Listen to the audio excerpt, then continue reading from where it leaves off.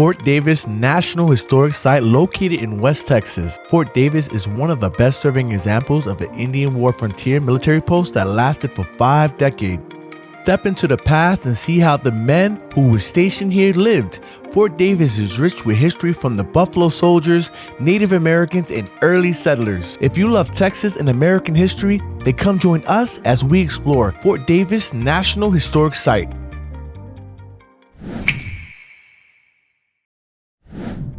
In the mountains of West Texas, you will find Fort Davis National Historic Site, located between Marfa, Alpine, and Bommaré. This national park is a must-visit for any history buff. Cost to enter the park is $10 per person or $20 per vehicle.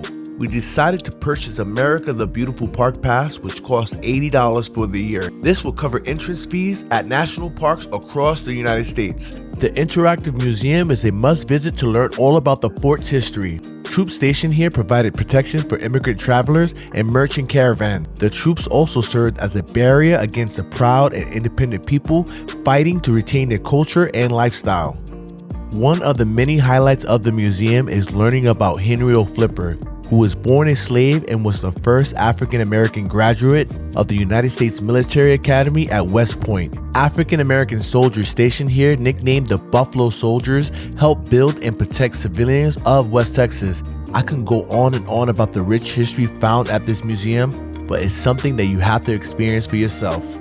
Now let's check out some points of interest of the fort. Right next to the visitor center is the enlisted men's barracks.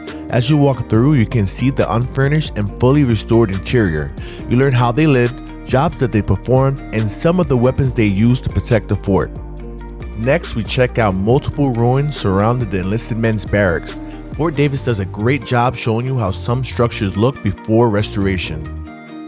Things to know before you come visit Fort Davis is give yourself at least 2 hours to visit the whole fort. Tours are self-guided and there is no telephone inside the park. And wear comfortable clothing, hats, and sturdy walking shoes. The fort has limited shading, and if you plan on hiking, carry plenty of water. Fort Davis has multiple hiking trails with various elevation.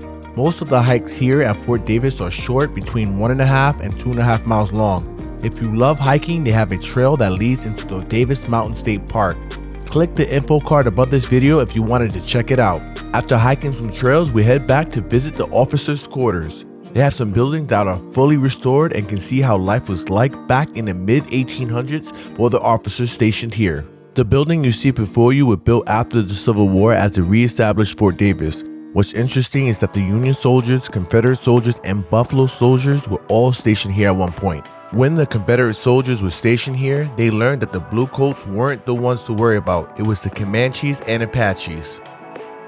As the fort was being rebuilt with the help of the Buffalo Soldiers, the fort also hired 200 civilians to help construct the post. Here at the officers' quarters, they have more information about the civilians who helped maintain Fort Davis.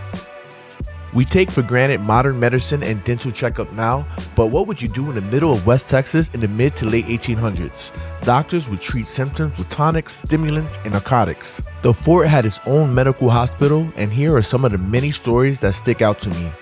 Giving a private brandy and opium to ease his pain of a hernia.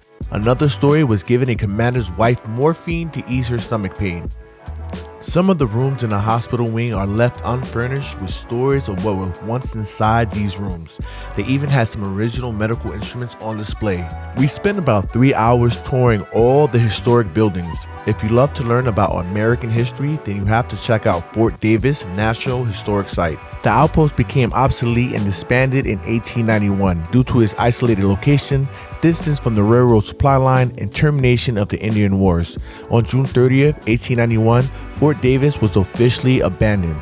In 1961, Congress authorized Fort Davis National Historic Site as part of the National Park Services. So, what do you think about Fort Davis National Historic Site? If you've been here before, let us know in the comments. Which national park would you like to see highlighted on Mr. S Travel Quest next? Give this video a like and subscribe to Mr. S Travel Quest to learn all about traveling Texas, Texas state parks, and national parks. Hit the bell notification so you don't miss any of our content. Thanks for watching, and I'll see you in the next video.